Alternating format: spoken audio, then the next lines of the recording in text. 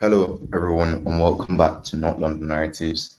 If you're new here, please leave a like. If you're not new here, still please leave a like, subscribe, and turn on post notifications. And I say leave a like because it helps you to push this to more people and help grow my channel. So please do contribute to grow my channel. So yeah, as you guys can tell from the title and from the thumbnail, this is a game about Liverpool versus Bournemouth, and it is a review. And I feel like there is a lot to talk about in this game. So the first thing I want to say is, Diego Jota, may you rest in peace, and I hope you're or where you are, everything is fine and everything is well. And I just hope that everything is good on your side, and I hope you are rest. And secondly, I want to say that this game was quite funny to watch because, okay, please give me a second. A friend of mine just texted me that he wants to come on, and I want to send him the link. So yeah, please give me a second. Let me send him the link. Sorry. Yeah, I hope he comes on today because I sent him the link yesterday as well, and he didn't come on. So yeah, I hope he comes on. So yeah. All right, guys. So yeah, what was I saying? What was I saying? This game was very interesting to watch because I felt like a lot.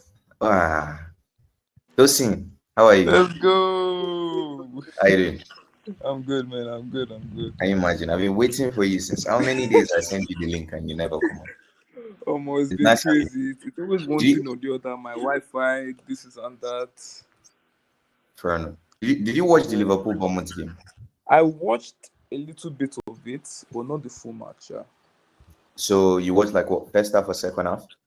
I actually left before Ekitike scored his goal, but I saw some highlights. Yeah. Okay. Okay. So Yeah. the first thing I want to talk about now is the Senesis handball. Did you see that? No, I didn't. I didn't know. Okay. So basically what happened was I think the ball hit his lap, and then after the ball hit Okay. his lap, the ball got away from him. Ekitike was about to Okay. run. Yeah. Okay. I saw that. Yeah. I saw that. I saw Yeah, that. and Yeah. then I he, saw he that. slaps the ball. He has a slight touch, and I don't understand How how it wasn't yeah, called? Yeah. exactly. I don't understand Yeah. how that wasn't a red card, and Mm. that should have been a red card by all means. VAR checked that and didn't think that it was intentional. I don't know how that wasn't seen as It's intentional. it's really crazy to me because one would think that okay, it's a new season, they will at least get some things straight, but it seems like they still have work to be done because I don't understand why that wasn't called. It was an absolute joke. Another Yeah. thing that caught my eye today was that Gravenberg wasn't Hmm. in the starting 11. That's Gravenberg true. wasn't in the starting 11, and I don't think he was on the bench. So I'm guessing Either he's not fit. he's But not fit. it's Yeah, most exciting. likely he's not fit.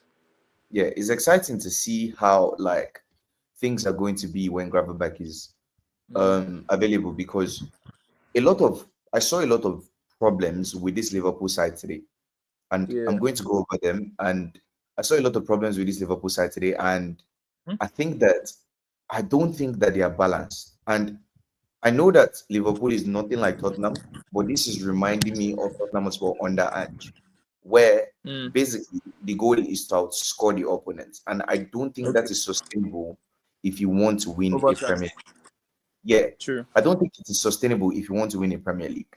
So I Mm. thought that Gravenberg not starting today was very interesting, and I would like to see how things are when Gravenberg is back, whether they change the formation because majority of preseason they played a 4-2-3-1, which I found very Mm-hmm. interesting. Which means I think that's what they're going to go with. So who are going to be the two? In my opinion, I would take Gravenberg and McAllister if it's going to be a two, but I don't think a two is the way to go.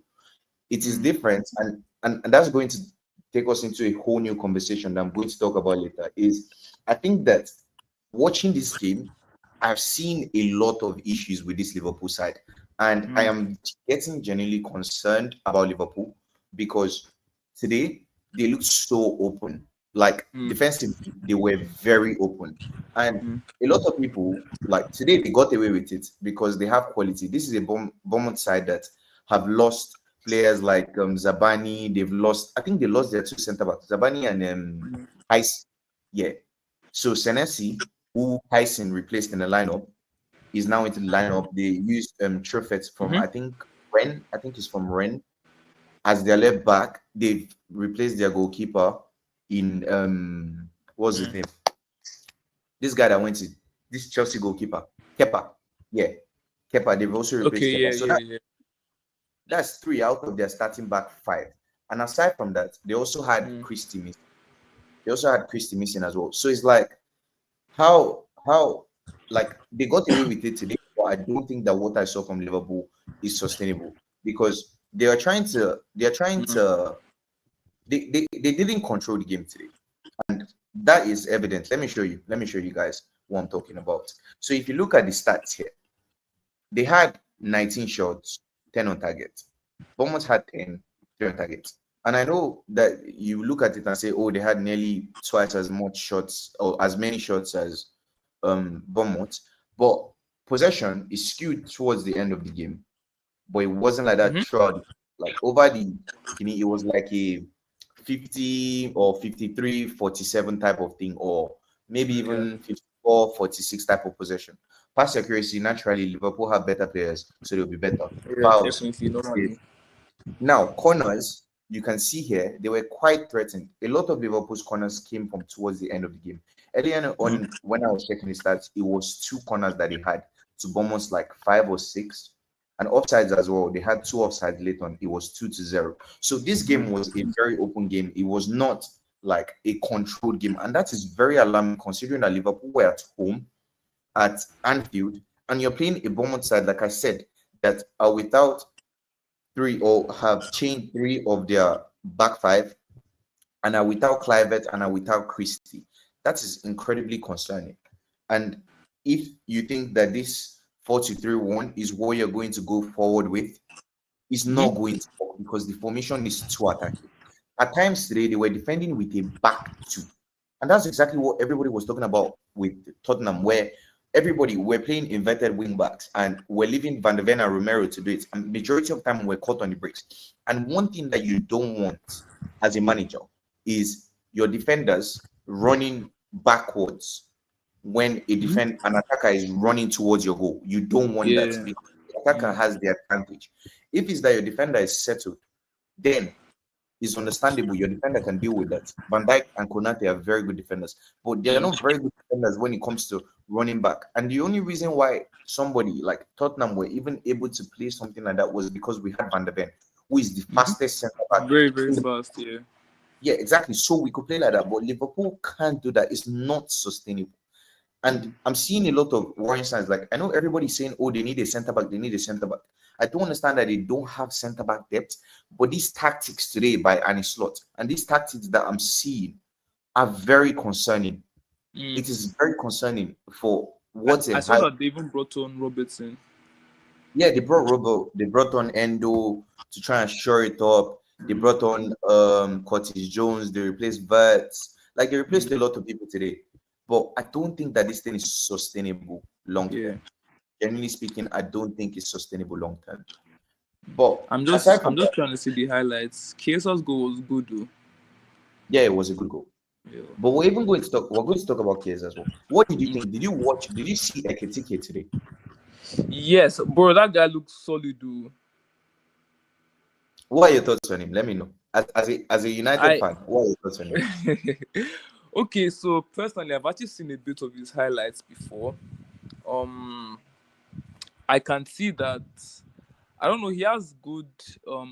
I mean, obviously he's tall already, so he has that aerial threat for sure. His finishing too. I'm actually quite impressed by it. I can't even lie. At least from the clips I've seen him. I mean, from his Instagram, YouTube too, and the likes, he seems like he's pretty good. You know, I'm personally impressed, at least with what the little I saw from him. I can't lie. He looks like he has something to offer to the team, definitely. But let's see. The league just started. You never know. Never know. It's still early days, but so far so good, I guess. I mean, it's just one game.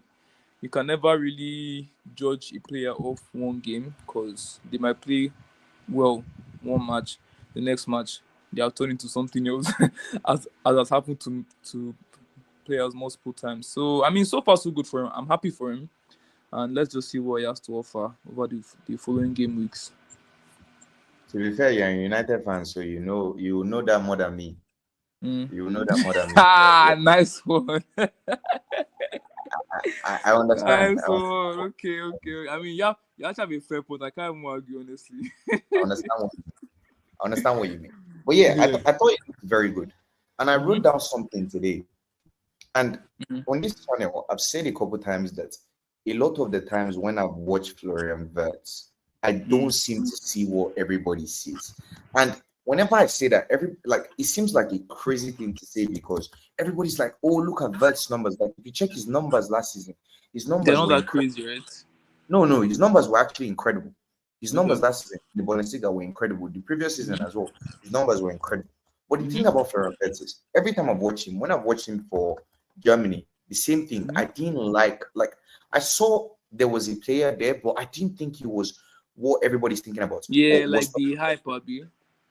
Yeah, exactly. Like I'm going to hold out because it's just the first game of the season, and if anything, I've been somebody saying that I said Liverpool are not going to win the league this season. I said that they're going to be the league's biggest underperformers because I feel like a lot of people expect them to just blow the league, but like walk the league. Sorry, but I think that because of the number of changes that happen in this Liverpool side, Liverpool are going to take time to settle. There are a lot of players changing environments, changing culture, changing teammates. They have to learn how each other play. They have to understand the tactics, and there are lots Yeah. of changes going on in Liverpool. Like if you look at their lineup today, their starting lineup today, Ekitike is a new player, Florian Wirtz is a new player. You have Kekesh is a new player, Frimpong is a new player. These are Mm-hmm. four new players, and basically, by the time they're done with this team, if you bring in an Isak, Ekitike Yeah. is probably going to move to the left swing, and Isak is going to move to the nine. So that's going to be Mm. one, two, three, four, five, Mm. five players in their starting 11 that were not there last season. That's not the same team that won the league last season. That's a completely Mm. different team. You're changing five players in your starting lineup. And mind you, Mm. this guy, Allison, will probably soon be going, which is why they brought in Mamadashvili. So that's another change, like potentially in the future Yeah. again. So there's a lot going on in Liverpool. There's also the possibility of where he coming in, maybe replacing Konate if they want a defender that is better on the ball, because Konate is Mm. a pure defender, is not necessarily the best person on the ball. But yeah, little Mm-hmm. things like that. Like I feel like there's a lot of changes, or there are lots of changes happening, and that's concerning. But I've gone on a tangent. Let me go back to the Ekitike guy.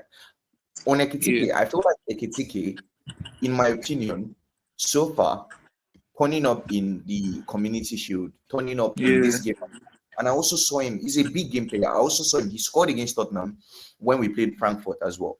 Now, mind Mm. you, in the first leg, we destroyed Frankfurt. We absolutely destroyed Frankfurt. But the Mm. one big chance or the one threat that he had was Ekitike in that game. Mm. And I feel like from what I've seen so far, even the link up play, his link up play is good. Everything, the whole game while he was on the pitch, every positive thing that Liverpool did today was revolving around Ekitike. He was Around dropping, him. spraying balls. Yeah, he was giving balls to the wingers and spraying balls, moving back into the night position. Basically, what Mm.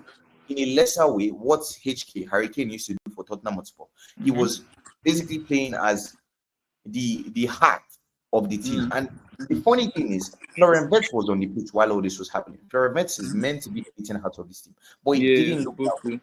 It didn't look that way. And like this is the second game that I didn't watch the Community Shield, but all the reviews that I watched, I didn't hear anybody talk about him gloriously. It was Ekitike.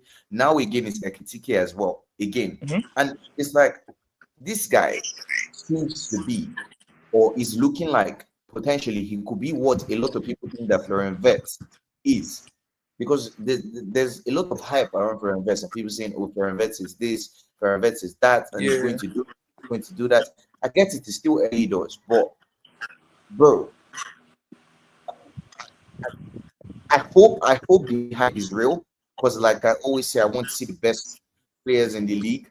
But Yeah, definitely. what's your take on this Florian Wirtz sign so far? Um. Oh, okay. Prior to him joining Prem, obviously I've seen his highlights and the likes, and I like his play style. Um, obviously he's actually a very good bowler, But I'll say from the little I saw too, when I watched the match, I wouldn't say I was particularly like wowed, you know, especially seeing that there's I think the issue here is that when a player has so much hype, you know, the expectation is already crazily high. You get, so even if assuming he actually did play well, people will still be expecting more from him because the hype is just insanely high, you know. And with this Florian Wirtz situation, the kind of hype that we're getting from him, from the It's very media exciting. and fans, everything, it's a lot. So one would expect that, um stellar performances every match, you know. But from today's first match for Premier League, I wouldn't say that all the hype, we did not really see it, you know. We did not really see it. But I mean, I still feel like he definitely still has more to offer. It's just the first match, early days still.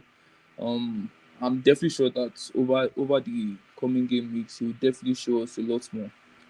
So I think it's just a thing of just give him time, as usual. Give him time. Hand, So hand yeah. on my heart. Hand on my What heart. do you say? I hope it does. I said hand on my heart. I Okay. hope it does prove me wrong because, like I said, Mm. I think that potentially we could really have like one hell of a title race Mm-hmm. like this season and a very interesting Oh league yeah, season. And definitely, players like definitely. Florian Wirtz potentially fulfilling the expectations that people expect from them, not me, Mm. but Mm. other people or majority of people seem to expect from him. I Mm-hmm. think that would really do the Premier League the world of good, and it will be Yeah. exciting for everybody. Me as a football fan, I want to see something like that. But Yeah. yeah, let's leave Florian Wirtz and go to Anistos tactics because I saw some very Okay. funny things here. So in build up, I saw this shit in with Keke sort of coming back here and then forming a back three, which The was left back, very yeah. yeah. He came here Okay. and they sort of formed a back three. And Mm. me, I thought that considering that they don't necessarily have a six, like I understand that Gravenberg played that role excellently last season, Yeah. but maybe Gravenberg is now a six, but even if Gravenberg is a six, Gravenberg wasn't on the pitch today. So Mm. you don't necessarily have like a six on the pitch. Mm. While McAllister and Zobos like could potentially play as a double pivot, you don't necessarily have a six. So in my Mm. head, I thought that you would do something like this, and then you can tell Frimpong to bomb forward and then like run here. Then you have these three defensively. So even if there is a break, these three are there to cover you. But Mm. then there were times when their formation became this. And I found that incredibly interesting because when it becomes this, and which is It what we saw becomes a lot very of times, open. when it becomes this, if they pass here, this side, Yeah. it's two defenders. And that's what we saw today with Van Dijk and Konate running Mm. back. And Mm. then I said Sheshko, Semenyo basically having free shot on goal. Do you get what I'm Mm-hmm. saying? And it's a very Yeah. tricky situation. And I think that if you want to play something as crazy as this, you need a six. And when I say six, I mean the best in class. Like, Mm-hmm. you know how Chelsea have a Caicedo to put out fires. You know how Yes. Arsenal now have the likes of Declan Rice. They have the likes of Zubimendi. Man City Yes. have the likes of Rodri. Real Madrid have the likes of the what's his name? Kamavinga. Some. Inter Milan have the likes of a Barella. Like these are Mm. elite sixes. Hello, Somto. Which Somto is this? Hello.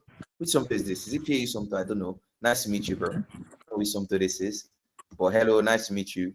I'm guessing that you're Nigerian. Is it like Somto from I PA or mean, which um some yeah, some to the Nigerian name now. yeah, it is. It is. But yeah, Yeah. I found that very interesting, and it got me thinking that if you want to do something as insane as this in a world where you commit everybody forward, at least, at the very least, have like a Baliba type of profile where he's an absolute ball winning midfielder that is the best in class. Then Yeah. you're able to do this. But you can't do something like this and expect to get away with it in the Premier League. This is exactly what people were complaining about Ant for in the Premier League. And it can't work. It can't work. It can't work. And it's the same thing that people were talking about in the community show, that they are too open defensively, and they're too open defensively because they are too attacking. Now, in my opinion, I don't think that a 4-3-3, sorry, a 4-2-3-1 is the way to go. I personally think that a 4-3-3 is the way to go. And I think that, okay, let's even assume that an Isak doesn't come to this team. I think that Igakpo should be replaced by Ryan Gravenberch in this lineup. What is it? Yeah, Ryan Gravenberch. And then you do this. Now, this is more solid. Now you have a 6 sitting. So if you want to commit players forward, you can do this and have a 5. Florian Wirtz will probably come like an inside forward, and so will Salah, and Frimpong can bomb forward. And then you can turn this into this. Or if you even want to be crazy, he can stretch the pitch and you can do something like this. This is something similar to what City tried to do. So to top goal scorer in club history. Oh my god. It's so mixed. It's so mixed. So how are you doing, bro? How you doing, Soto? It's still that I have here. Yeah, I said nice top to you, goal scorer. That's a dirty lie. you get. But yeah, this is more sustainable. Like doing this is more sustainable than trying to be gung ho, which is basically what they're trying to do. And I find the thing about Anistot this season is I'm genuinely concerned for him, because I feel like when you bring in big signings, when you especially if now they bring in Guehi, they bring in an Isak. Last season, Anistot came into a Liverpool side that had good players, but they had the likes of Nunez. They had cracks, and those cracks people sort of understood. There wasn't much expectation in Liverpool for Liverpool last season, but coming into this following season where you are going out there splashing the cash, and Liverpool have never really been a team that splashed the cash. They signed McAllister for like 35 million. They signed Gravenberch for 30 something million. Szoboszlai was quite a reasonable amount of money. Van Dijk, quite a reasonable amount of money. Konate was a sensible fee. Alisson, quite a reasonable amount of money. Kekesh, reasonable fee. Frimpong, reasonable fee. Salah, reasonable fee. But when you start talking about the vets, Eketike, Isak, now something like that, I'm good with analysis. Remember, Gravenberch is still on suspension. Exactly. I think that maybe that's why it was unavailable. Maybe that's why it was unavailable. So yeah. Okay. But like something like this now, when you start bringing in events, when you start bringing in these high profile players, it hikes up the expectations. And now people like think about football pundits, and especially the Premier League pundits, is that they like to raise you up so that if you fall, you go loud. You go loud, yeah. Exactly. Really, like really that's loud. what they like to do. They like to make you seem like this and then drag you down. Do you get what I'm saying? That's what gives them the clicks and all. Yeah, exactly. It's what sells. There's nothing anybody likes than a hero that fails. Do you get what I'm saying? And that's what they're going to do with Anistot. This second season, they're not going to take it easy on him. And these signings like this, high-profile signings like this, it creates expectations. And which is why I feel like I am very worried for them, and especially considering how he wants to play, because it's one thing, like I said, if you have like a Gravenberch and a Baliba, if you replace never replacing a McAllister, please. McAllister is too important to this side. But if you replace let's do something like this. If you do something like this, a McAllister here. Something like this. Let me organize it very well. Sorry, it's tilted to one side of the pitch. Let me Frimpong like this. Now, this is more defensively solid, and you can commit players forward. You can commit the Kekesh forward. You can commit the Frimpong forward, because you know you have Baliba, who is an absolute ball-winning beast. Like if you check his stats on FBRE, he's an absolute beast. He's not real. His stats don't make sense. If you check his stats on FBRE, let me show you guys his defensive stats. In the Premier League as a lone 6, by the way. Look at his defensive stats. A lot of green bars there. If you have a player like this, you can go gung ho. which is what a lot of people were saying. Even Tottenham fans last season, when we're trying to go Gondo, we're complaining about the 6, and it likes of Paulinia, which is why a lot of Tottenham fans were happy with the signing of Paulinia, because we didn't have a ball winning motor. So something like that, when you have something like that, you can do that. But if you're trying to do that with players like this, is not going to work. It's not going to work in the Premier League. And now, let's even say that they signed a Baliba. There are other conversations to be had, because if you look at, let me show you guys. If you look at this Liverpool bench, there are questions to be asked, because now Elliot could potentially be going. Yeah, Elliot could potentially be going. I think Tsimikas is going to leave. Chiesa wants to leave. So now, who are the players that they're going to have on the bench? Because you're telling me that, okay, you have the likes of Ekitike, Vet, Salah, Hakpo, and Zobozlai that could potentially play there, Frimpong that could potentially play there. But now you're coming down to who? Maybe Isak. Where is the depth? And you're going to be playing a lot of games next season. When injuries come, where is the depth? That's another conversation to be had. And now you can't be relying on a real Ungo Moha. I don't know how to pronounce it, but I think he's Nigerian. He's Nigerian, by the way. He's of Nigerian descent. But I don't know how to pronounce his name. But this Rio boy, you can't be relying on kids like this to be helping you in the Premier League, be helping you see out games in the Premier League. So that's another conversation to be had. The lack of depth as well. But yeah, I feel like they're too open. And I feel like another thing that Arne Slot has been trying to do with this Liverpool side is he's trying to prepare for the side post-Salah. Yeah? Okay. From what I've seen, he's preparing for a side post-Mohamed Salah. And that is very interesting, because if you look at a lot of Florian Wirtz's play, he's always on the left. Ekitike is always on the left. If you look at Ekitike's goal for what they call it, Liverpool in the Community Shield, was off the left side. His goals today were off the left side as well. Ekitike likes to play on the left. Florian Wirtz likes to play on the left. All these guys, their attackers like to play on the left. And Salah now is isolated on this right side, which is why he wasn't really involved in the play today, because a lot of their play is going on the left side of the pitch. Do you get what I'm saying? And it is very interesting, because I understand that you guys are trying to prepare for Salah. Like, the only goal he had was one ball hoofed up to the front by Endo, and then he latched onto it. He ran and was able to get a shot with his right foot, and then he was able to score. That was the only joke, because I didn't really watch the game because I had network issues. I was streaming. But like, from what I saw, that was one of the few like attacking chances that Salah actually had, and one of his very few involvements in the game. So that's very concerning, because I understand that you guys are trying to build a team for after Mohamed Salah leaves. I do get it, but that doesn't mean that you should try to isolate your best player. Like, do you get what I'm saying? Regardless of what anybody wants to do, Salah is still the best player.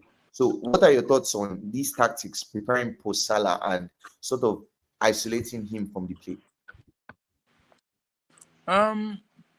To be honest, I can understand why the coach wants to do that, because when a player's time in the club is coming to an end, you have to actually start preparing for the future. So him isolating the player. I mean, we all know how important Salah is to this team. I feel like even though yes, he may be leaving soon, that still doesn't downplay his overall importance in where the club is now and what they can do this season. So I'll just say that personally, it's a two-sided coin. There are you understand why the coach wants to do that, because realistically his time is almost up with Liverpool, but I think that doesn't mean that they should just be leaving him out. I don't know. I just feel like in the end it's a two-sided coin. You can't really guess the direct or best answer, because it could go either way. I don't know if you understand what it is that I'm trying to say. I get what you mean. Because the team has to start adapting to playing post Salah, because he's not getting any younger. But at the same time, right now, while he's still at the peak of his powers, you need to find a way to use him. So it's like Yeah. there has to be. That's the thing I'm saying, that there has to be a sort of balance to this, and Balance. that's Yeah. Yeah. doesn't Yeah. seem like Exactly. the slot has been able to find the balance. Now, don't get twisted. They've only played 2 games. They played without Gravenberg. Like there's still a lot to happen, and maybe he would see that this isn't working, or maybe it would work. Maybe they would understand it better, and the players will understand what the manager is trying to do, and the players will adapt. Maybe there's still so many things that could happen over the course of the season. But right now, they look too open for my liking, and it is genuinely concerning. And at this rate, I don't think that they will be able to retain their title. And I already predicted them to finish fourth in the league, which is crazy. A lot of people think that's crazy, but I saw things like this coming. I saw things like this coming, and I just hope I'm not wrong for Liverpool fans' sake.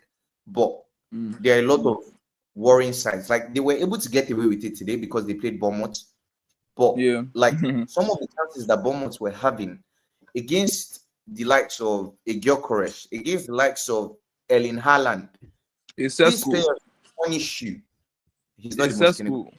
He's not the most clinical finisher. But he's not even Anumbuemo, Ekunia. Yes, they will bury you. Like, do you get what I'm saying? They will bury you, and you can't be this open against players like that. So there are lots of, maybe they will change how they play, because I know Arne Slot is very adaptable. He's like, you don't win the Premier League if you're not somebody that is adaptable. Do you get what I'm saying? In his first try, by the way. So he's very adaptable, and I think he's smart enough to figure things out. But we have a comment by Somto. So let me see. If Baliba and Gravenberg were to play together, Slot might not think they add much firepower to the attack. So he'd rather Gravenberg and McAllister that is creative. You're making sense, Sha. That's the thing. See. But sorry, this Baleba guy. Yeah.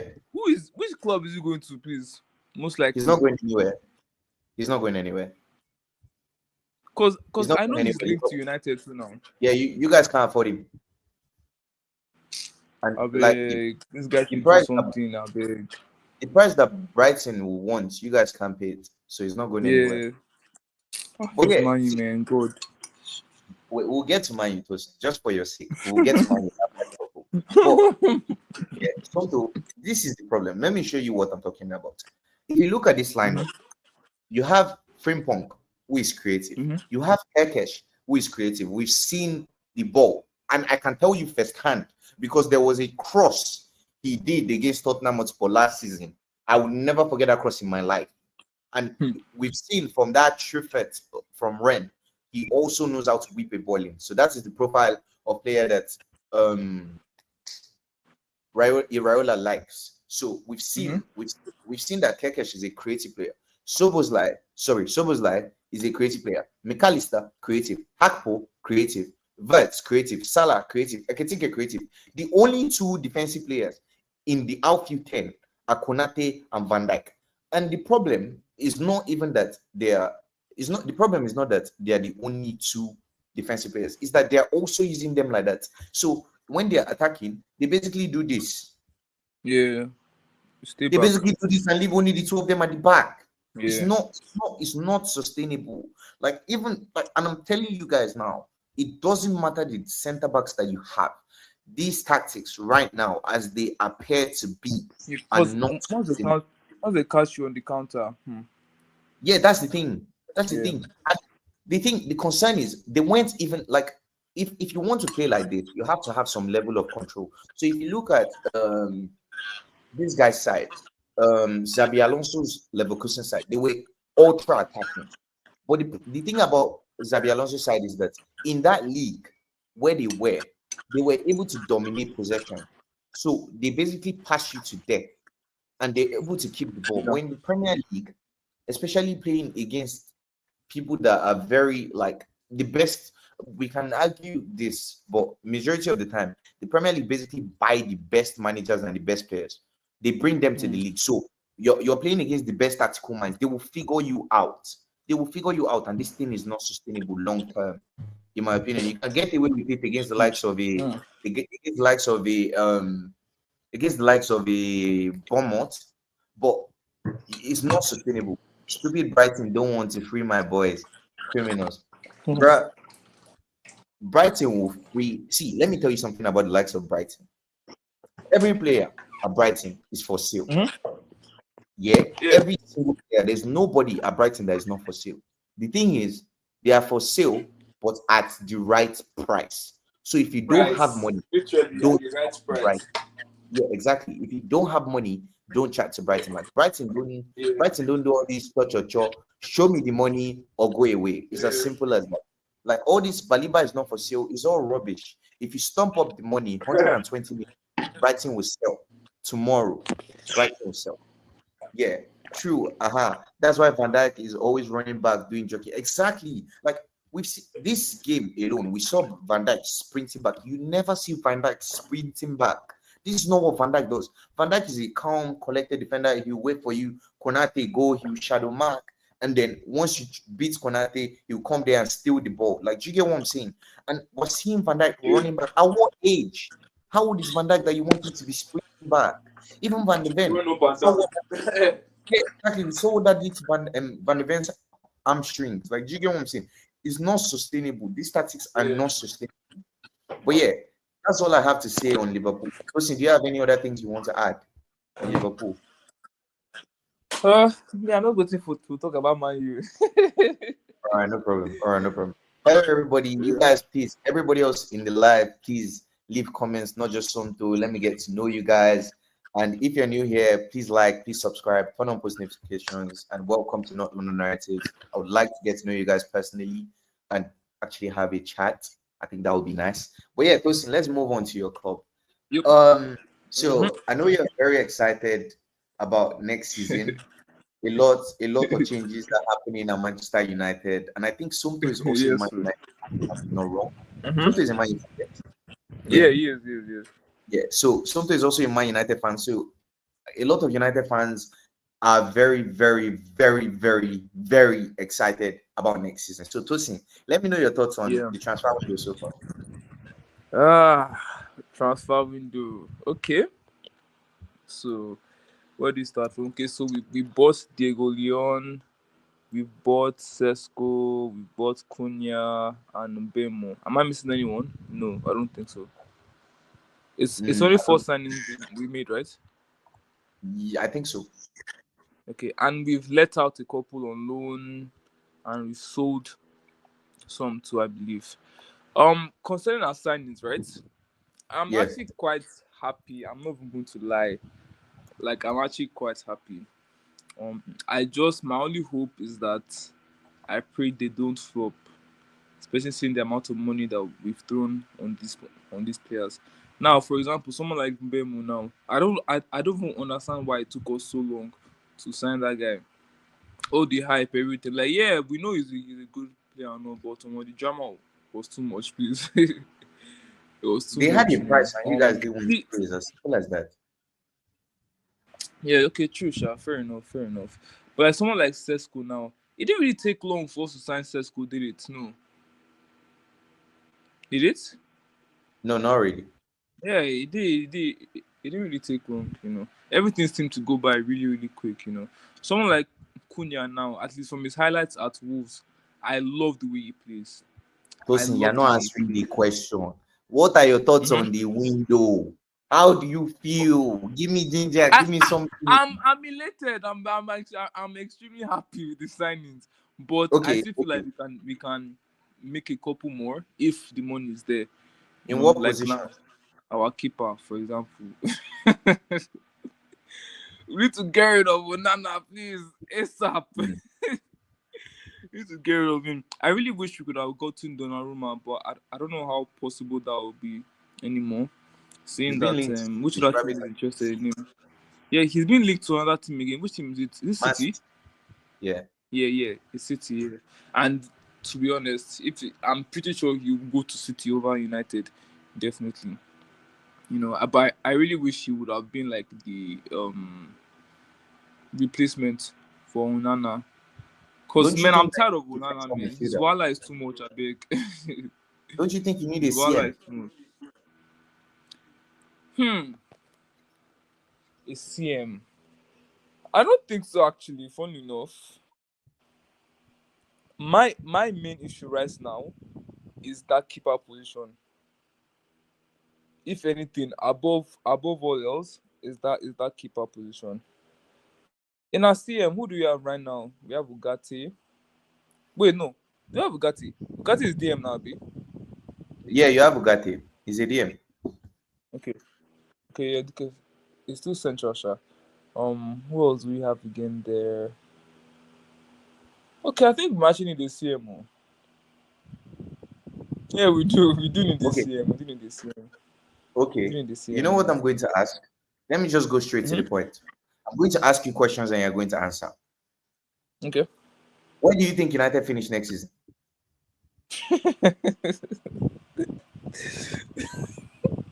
See, because I'm a diehard United fan, no matter what, I'm going to say top 4, man. Honestly, Eh? I don't care what you say. I'm going to say top 4. I'm going to say top 4. I really have faith this season. I can't lie. Top 4. You think you're going to finish in top 4? Somto, if you're Yes. still here, or anybody else that is in chat, where do you guys think United is going to finish next season? Because I predicted United to finish 5th. I predicted Arsenal to win the league, City 2nd, I think Chelsea 3rd, Arsenal Liverpool big 4th. 4 way. Yeah, that's what I predicted. Mm. I think they're going to win the Let's league. see, Sha. Because Arteta is always giving us new quotes every season. I genuinely think they're going to win the league this year. And the reason is simple. I feel like if you look at this Liverpool side today, the reason why Liverpool didn't look fluid is because there are lots of, or they look too open, is because there are lots of changes in the team and they have to learn the tactics. Players have to learn to adapt. But the thing is, if you look at Manchester City as well. Manchester City have brought in Turkey. Manchester City have brought in Tijani. They brought in Ait Nouri. They could possibly be bringing in Rodrigo if Savio leaves. They could possibly be bringing in Donnarumma if Ederson leaves. Do you get what I'm saying? And there's so much changes. But if you look at Arsenal's starting lineup, the only 2 additions to their lineup are Gyökeres and Zubimendi.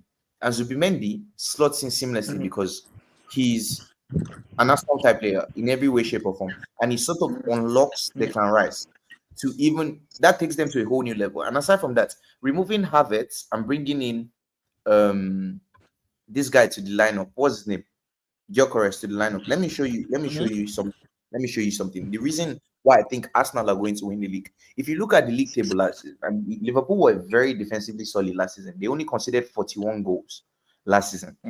Arsenal considered the least goals in the Premier League. Arsenal last season considered 34 goals in the Premier League. That is the least number of goals. But the problem, if you look at the difference between them and Liverpool and even Manchester City, they scored 69. Liverpool scored 86. The gap is huge. But now, if you replace if you replace something that little, if you replace a 86 goals is crazy. exactly, if you replace a Kai Havertz, and mind you, we know Havertz from Chelsea, we know Havertz from Germany. Havertz isn't the most clinical player in the world. If you replace Havertz, who in this Arsenal side, his 2 seasons in this Arsenal side, he has been able to get 15 and 14 goals. Havertz, so that can't finish to save his life. Now, if you replace Havertz with a Victor Gyökeres, and let me show you Gyökeres' numbers, you will be terrified. Let me show you. In 49 games, he scored 52 goals and got 12 assists. That's 64 goal contributions in 49 games. That's more than 1 goal or assist per game. Even goals alone is more than 1 goal a game. That is madness. So now, replacing that takes them to... What do you say? So that's actually crazy. Do you get, like, his goal contributions are insane. And these numbers are not human. Like, these numbers are not human, which is why I think that because of the adaptation period, and I think that this league is going to be one of fine matches. Like, I think it's going to be the littlest thing because everybody has so many quality players. And sorry, I'm just really understanding that this guy just scored 52 goals. It's terrifying, isn't it? That's crazy. In 49 games. And 49 games and 12 assists. Exactly. 64 it's madness. And if you look at Gyökeres here, over the years, every year he has gotten better. Every year, 18 goals. Yeah, he's just improving. And His numbers are going up. Yeah, exactly. And if you want to tell me, oh, he's from the Portuguese league, let me show you another player that's come from the Portuguese league. Bruno Fernandes. In the Portuguese league, 15 goals, 13 assists, 23, 14, 25, 19. He came to Man U. What did he do? 28, 18, 10, 13, 14, 13, 15, 13, 19, 18. So you can't tell me that it's the Portuguese league. I think that this guy is going to come into this league and is going to score goals. And let me show you somebody else that was doing it outside the Premier League before he came to the Premier League. And everybody was saying, oh, is No, is in South. but in the Portuguese league, you cannot compare Portuguese league to Premier League. Tosin, You know, I am telling you now. Premier League is a lot more competitive. Let me show you something. I will show you something now. I will show you something. This guy, look at his physique. You can't tell me that this guy cannot play. Okay, I understand that. You can't tell me he can't play in the Premier League. He's going to see. No, I know he can definitely play in Premier League, but his stats may not, at least maybe before he properly adapts, it may not be as of what he was doing at Sporting. Should I tell you the last time I heard this rubbish? Let me tell you the last time I heard this rubbish. Somebody was doing something at Salzburg. People said, no, it's Salzburg. He went to Dortmund. In 41 games, he had 41 goals, 10 assists. His second season in Dortmund, 29 goals, 7 assists. They said no, he can't do it in the Premier League. Of course, he can't do it in the Premier League. No problem. He comes to the Premier League. He does what? 52 goals, 9 assists in 53 games. His second season, 38 goals, 6 assists. 31 goals, 4 assists. Don't come here and tell me the Premier League. I've told you and I've shown you this guy's physique. A lot of the time, the players that can't fit into the Premier League is because of the physicality and the pace of the game.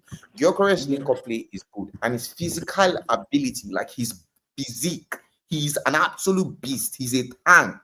Look at this, he's a tank. You can't tell me that this guy cannot play in the Premier League and is not going to bag goals in the Premier League. He's going to score. He's going to gobble them up. He's going to gobble them up for fun. And his first victim, I pity you people. The first victim, it looks like he's going to be Manchester United. Guy, go forbid. Go forbid. To be Manchester United. Go forbid. I'm not joking. Even Manchester United, you're here coming here telling me he might not be able to. Don't worry, Lord Maguire go hold him down. Don't worry. Bro, all I'm going to say is that there's a reason why even Manchester United and Amorim went first before they went for Šeško. You people went for Gyökeres, but you rejected you people. There's a reason why you people went for Gyökeres first. That was your top target. There's a reason.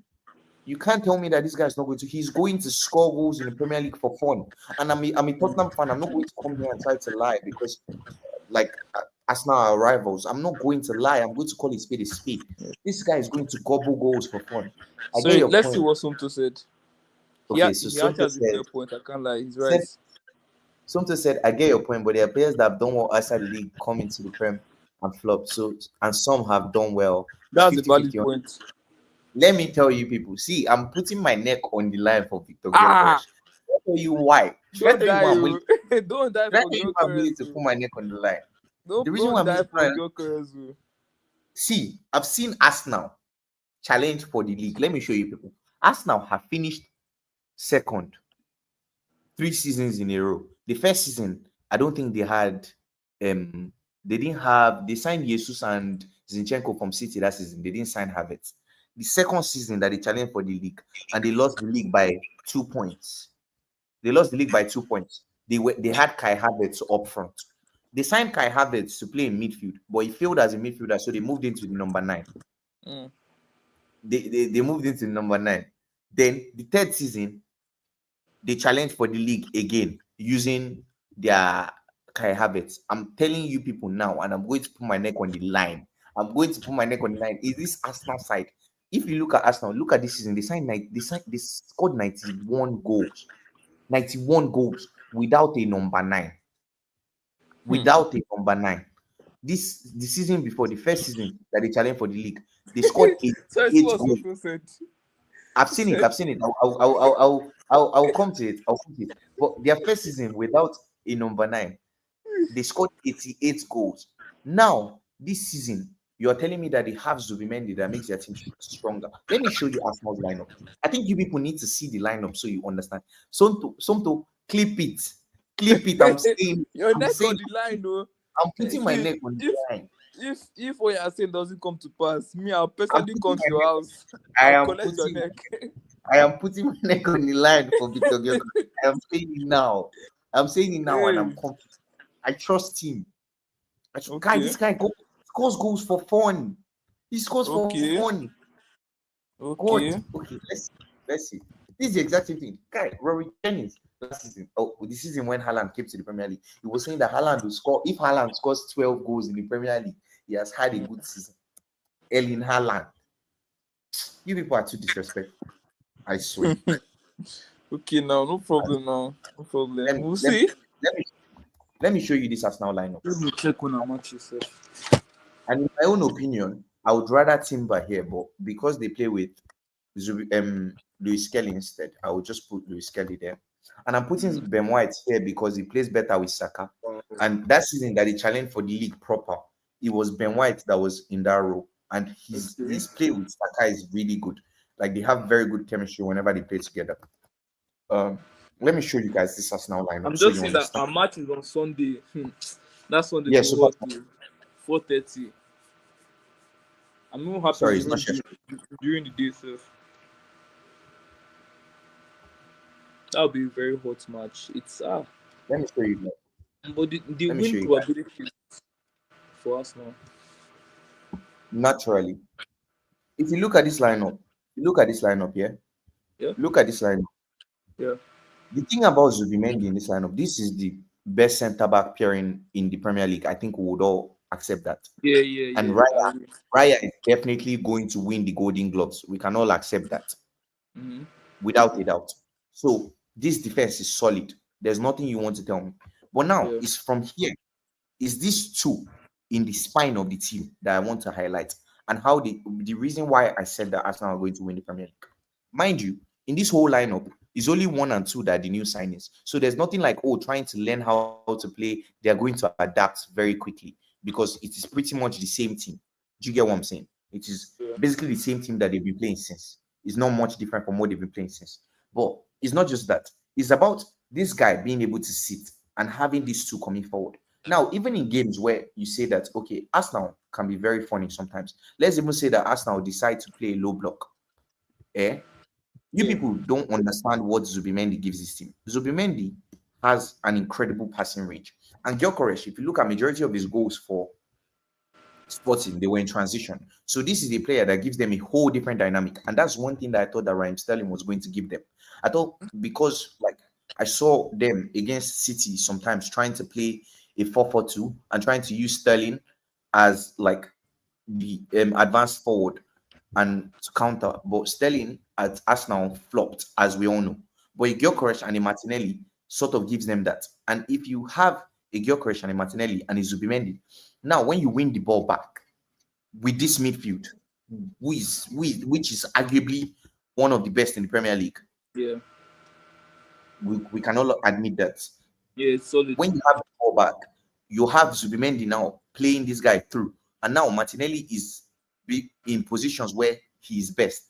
Martinelli is the kind of player that he's a counter-attack footballer. He will play very well at a team like Nottingham Forest against not a low block. He's the kind of player that he's not the most clinical, so he needs very high value XG chances to be able to score goals. And against oh my god, something you said what? Arsenal will hold 3 goals and Gyökeres will stink and be hooked.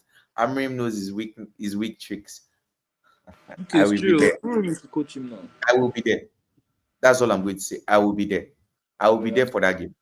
All But of yeah, us will be there now. I'll do a post match review for that game. I will, and I will be there.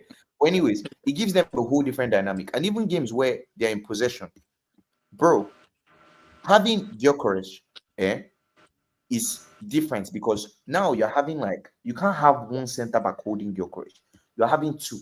You want to double mark. Before they used to double mark Saka because Martinelli and Havertz were useless. Now, if you want to double mark Saka, no problem. Now Odegaard is able to go forward and Declan Rice is able to go forward because now you have Zubimendi sitting. Luis Kelly can come here and turn this into a double pivot, and they turn this into this. This is what Arsenal will look like. Like the options that Zubimendi and Gyökeres unlocks for Arsenal and the tactical flexibility that it gives them is incredible. And that's what I'm saying. Like, I genuinely think that also you guys have to factor in the least number of changes. Like I said, Cherki, Reinders, that's Tijani, possibly Rodrigo, possibly Gigi. Liverpool, you have Isak, Eketike, Florian Wirtz, Frimpong. These are their challenges. These are the people that they're competing with. Chelsea, you have Yao Pedro, they have Jorel Hatu. They'll possibly be signing a right centre back, possibly signing a new goalkeeper. Do you get what I'm saying? Okay, Yeah. okay. All right, thank you, Somto, for that. So yeah, like possibly signing a new goalkeeper and all these things. Like there's so many changes happening in the side. And Arsenal pretty much have the same team, which means they already understand each other's play and everything. So it's going to like their own adaptability is going to be quicker than most of the other people. Like players take new times to adapt, new culture, new tactics, new teammates, understanding your teammates' movement and all these things. Not too much of that is going on at Arsenal. And I feel like this league this year is going to be fine margins. Like a lot of people are sleeping on Arsenal, and it's going to be fine margins. And if you go by the last few seasons, the last 3 seasons, I think last season was the first season where they really had injuries in their side. They haven't really had injuries. And if this is another season where Arsenal find a way to do it because their medical staff have been top, and I say this as a Tottenham fan, knowing the things that my team has been going through over the last few years since Pochettino. Every year we have an injury crisis, every single year. So their medical staff, if they're able to do what they do and keep the likes of Odegaard, who was injured last season, Saka was injured last season, if they're able to keep these guys, I think Gabriel got injured towards the end of the season as well.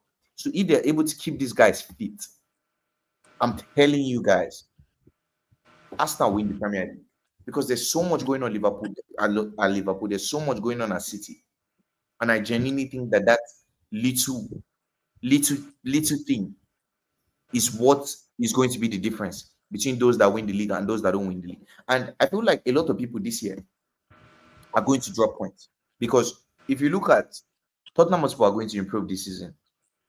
I think West Ham are going to improve. Nottingham Forest, wow, they are surely going to improve. Newcastle are going to improve, definitely. Manchester United are going to improve, definitely. Everton are going to improve, A lot of definitely. things are going to improve. Exactly. So places where you were getting points last season, you're not going to be able to get points. And mind you, like added with the fact that some players are going to be adapting, so you're going to be seeing some lack of chemistry, and that is going to be the reason why you drop points in some games. Arsenal are going to really have too much of that. So it's going to be fine margins this season. It's going to be minute, very minute details. And I find that very, very, very, very, very interesting. And that's why I think that Arsenal could win the league this season. I might be wrong. I might be. But Yeah, probably right wrong. now, I think that they are the favorites for the league, in my opinion. That's my own Okay. opinion. I mean, we all know what happens with Arsenal normally, Sha. No, somebody will get us. Everybody cannot be rich. That's the thing. That's what I'm saying. And that's why I think these people here are going to be the ones that drop off. Because there's too much happening. There's too much happening. There's too much happening. And I think that they're going to be the ones. The only reason why I'm still putting, I think I have hiccup, but what I still fire away. Um, I think the only reason why I'm putting United as fifth is that Jesus Christ, excuse me.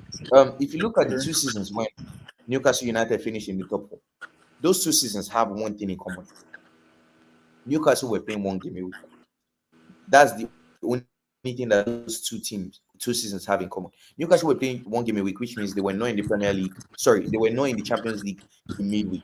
While, and mind you, the likes of Man City, we know Man City are going to go deep into Europe this season, and all these other factors. So, Man City, Arsenal, Man U, all these teams, sorry, Man U, Liverpool, and Chelsea, Tottenham, they're going to be in the Champions League next season. Manchester United is going to have the advantage. And aside from that, if you and sorry, my thoughts have started. The second season that they finished in the Champions League, they were not in Europe, so they finished in Champions League. While Manchester United have a lot of changes this season, Amorim is going to have more time on the training pitch with the players. They're like you guys see what I'm talking about in terms of Manchester City, Chelsea, and Liverpool. That there's too much change going on.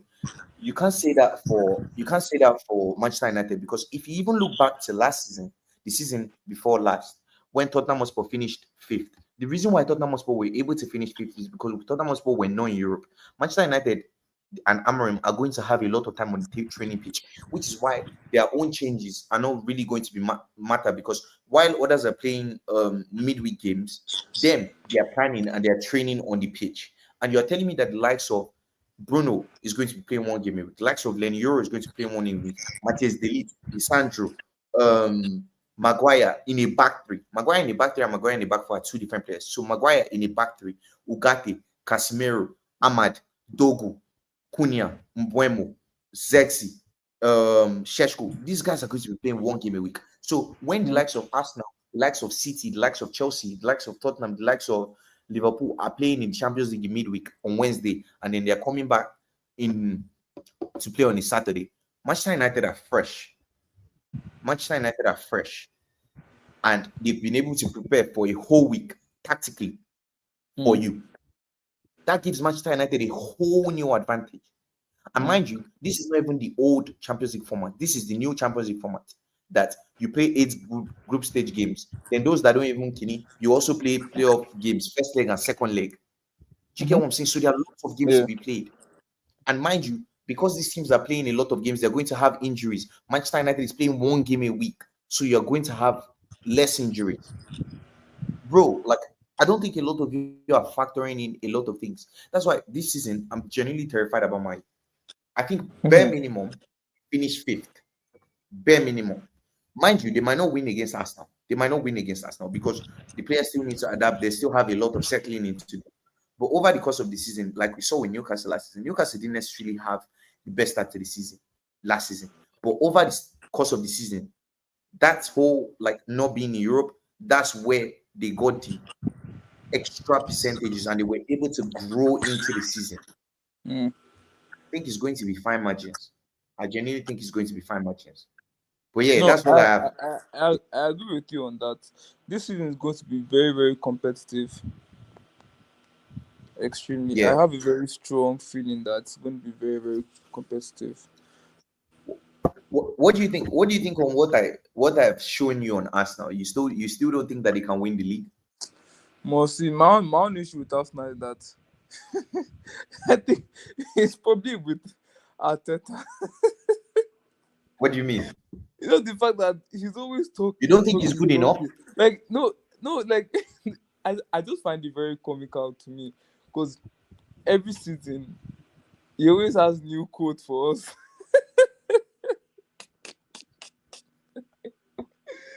And then he just does it. He always gets so close. He's so close yet so far. I think this is the year that they will do it. I'm telling you now. I think this is the year that they will do it. Because a lot of I really people, hope so, because even me to self, I've been praying for him to at least let him show some workings. Oh my God, Lucy, you're such a hater. Oh my God, you're such a hater.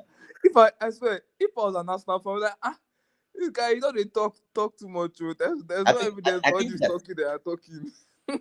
I think that this year they must not go trophyless. I really hope so, because if even if they actually go trophyless again, I'm sorry. This has to be like the guys supposed to go do stand-up comedy. No. Seriously, they can't go trophyless. I know I'm a Tottenham fan. But I'm also a football fan, and I have to be objective. I genuinely think that this is the year that Arsenal do it. I genuinely think so. Hand on my heart, I think so.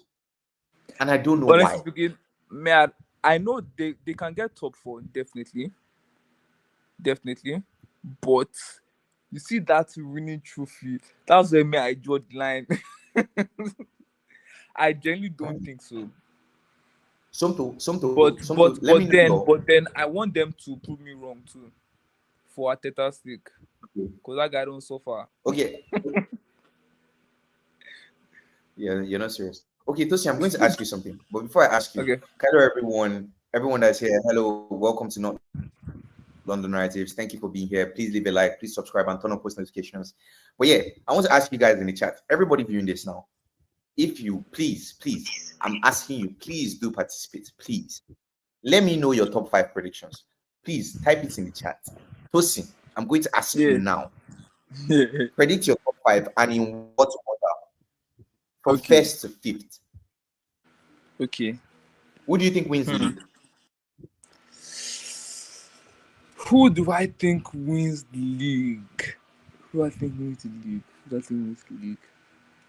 Based on my own predictions, right? And all that's been going on so far on surface level, you can actually go either way. That's number one spot. It is for anybody, guy. All these But so I would say who just you think say, wins the league. I would say, you shall know Arsenal, sha.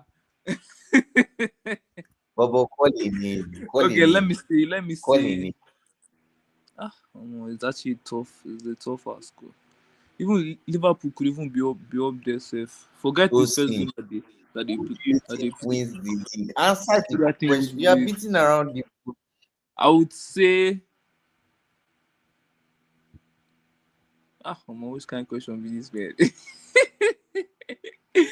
Okay, Okay. I'll say. Let Obviously, me going to be just. between. I'll stick with Liverpool. Is it, I'll still go with Liverpool. I'll still go with Liverpool. so you think Liverpool win the I league? still feel like they can retain it. You think Liverpool?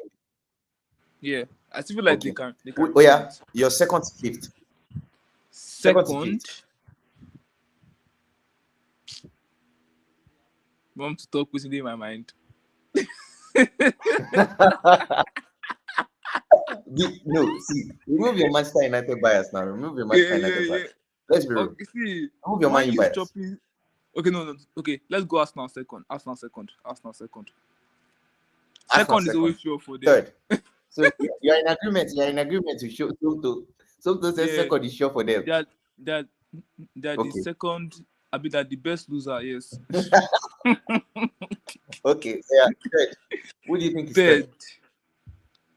Third could be Chelsea. Chelsea. No, Final. sorry, you. Is that your final No, answer? It's not Chelsea. Not Chelsea. City. Yes, City. City. Third. Most likely. The Man U Fourth. fourth. The Man Man U U fourth. fourth. Yes. Yes, Man U fourth. Yes. Don't ask me any Crazy. question. Just take it Fifth. that way. Fifth I'm not Chelsea. asking. I'm not asking. Fifth. Fifth Chelsea. Sixth. Sixth. I'm trying to look So at it's the between table. Newcastle. Probably between Newcastle. Okay. Let me not give you any names. You tell me. Yeah. Let me show you the Um. Premier League table for this season. No, Like the teams in the I'm Premier looking League. at it on my own screen too. All right. It's going to be between even Forest too. Forest is up there too. Let me not forget about Forest too.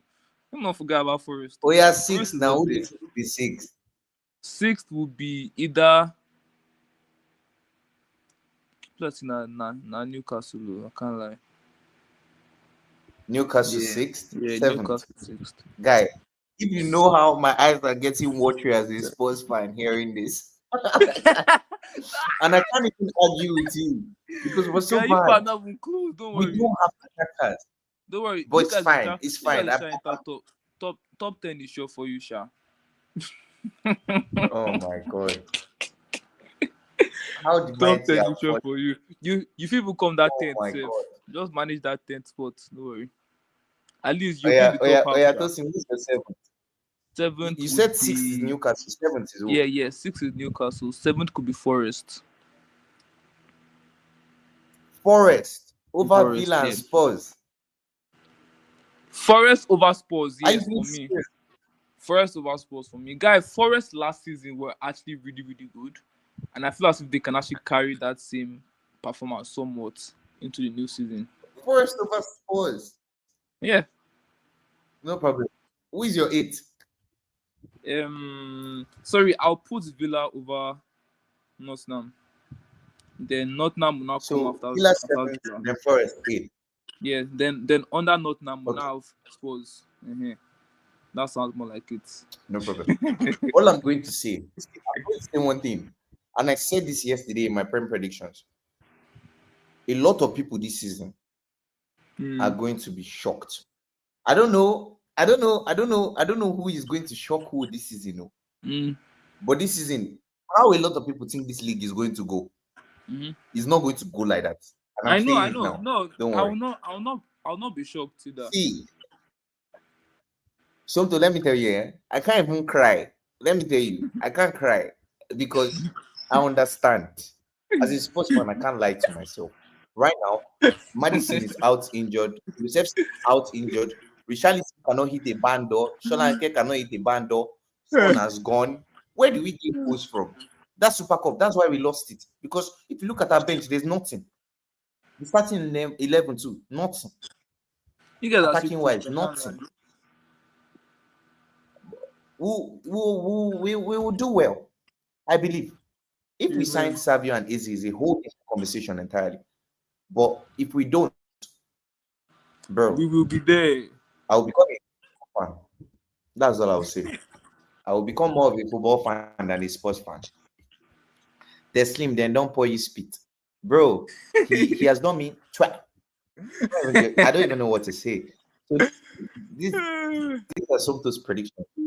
So Somto's predictions. Somto predict your top 8, not just top 5. I want to see your top 8. Because Tosin didn't even have Tottenham in top 8. Is that how far I we've put you fallen? in top 10 now. Wow. Come on. You guys have been. You Thank guys you. are God bless you. generational butlers. I don't know why people won't do it, but if if there was a trophy for who See, you bottles, did not guy, come here to insult me and my club. guy, If even that last season, Europa League final, Tosin, I swear I'll meet you. I swear. I'll meet you. Stop. Let's stop. Let's not talk guy. about sports. I Wait, don't talk about sports. just hear I don't this talk one about first. Hear this one first. Even the Europa League final I'll miss that you guys won, safe. Me as a Man U fan, that match was rubbish against rubbish. Let's be real. Let's be real. When I watched that match, I was just shaking my head all through. guy. Disappointment Yeah, my eyes are watering, on man. both sides. Cause wow, Ah, guy. it was crazy. Tosin, see. Tosin, you It don't know was what I'm crazy. going through. See, I don't want to No talk about worry. sports. No. Honestly, See, I don't like forget my rating. You guys can still, do one or two, but at the same time too, with the way it's looking, I don't really have high hopes for you guys. But you can still come back. Guys, some Totu didn't put Tottenham in top 8. What's going on? Why is everybody not put? Some to say okay. Let's go to They put you guys in zone. fifth. Let's go. I love this your own. I You love guys your own. in, This is good. This is good. so This is some good. to This is put good. I United like in this. seventh, mad. Oh. Wait. Okay, I so can't lie, man. Liverpool Man was first, just United bias, so I can't lie. and Somto is a United fan, by the way. Yeah, I know. So everybody watching, Somto is a United fan. So Yeah. Liverpool first, Arsenal second. Oh my god, I should not be laughing. I'm meant to be objective. I am objective. Arsenal is always I'm not good. laughing. That second spot is always sure for them. Chelsea third, Man City fourth. Guy, Man City fourth is crazy. I feel like City is going to shock a lot of people. A lot of people are sleeping on City this year. City could And I win. don't know why. Let me show you City's team. Let's build City's team. So you guys see their potential lineup this year. I think a lot of people have been sleeping on City, and I don't understand why. Their left back right now is Aït-Nouri. I love him. I loved him since Wolves. What a player. This guy. Their left centre back has been Vadio. He moved to left centre back. This is going to, and Rodri is going to be coming back, by the way. I think in September. Ruben Diaz. Come on, this guy's injury has been crazy. Rodri, no, he had a setback. Their right back is Matthias Nunes. And they need a right back, by the way. Maybe they go out and they sign. Wait, it's not injury that kept him out. He had a setback, like basically something that kept him out longer than he should. So his healing regressed. Or there was a setback. Maybe I don't even know the English or the way to put it in English. Tijani. So you have Tijani. I thought it was injury that kept him out too. Then you have Bernardo. This is what they've played in most of preseason. This is without Mm. Rodri, by the way. It's Gundogan, is Tijani in Rodri's position and Gundogan here. But yeah, you Mm. have, and look at the amount of world-class players that they have in this side. They played a flat three. Then a they played this my formation is too high up. So there's no space down. Let me move it. Rodri, Tijani, Bernardo, get out, bring in Rodrigo, and here, bring in Czech. Guy, a lot of people are sleeping on City. Let me show you what Czech did last season, by the way. If you look at League On table, last year, Lyon, it's not like Czech was in one amazing side. Lyon last year were Mm. sixth. Now let me show you Czech stats. Like a lot of people, I don't think a lot of people know how good this City side are. I think a lot of people, just because like a lot of their players are unknown quantity. Look at his stats last season. 20 assists. And now he's going to be playing with Erling Haaland. See, 12 goals, 20 assists, 32 goal contributions at Lyon in 44 games. And now he's going to play with Erling. I don't think a lot of you understand the potential of this City side. Me, I'm genuinely terrified about them or terrified of them. But this is going to be City's Mm. lineup. Are you telling me that this side will finish fourth? Sumto, is that what you're saying? Shanta, I felt okay. You know what? Let me go to the comments. Testing, they don't put his speed. Villa seventh. Okay, Sumto will come back to this. Depends on your signings. I think I'm guessing Sumto is talking about Spurs. Pep will overcomplicate things. It's him. I don't trust Liverpool. Liverpool wasn't underwhelming.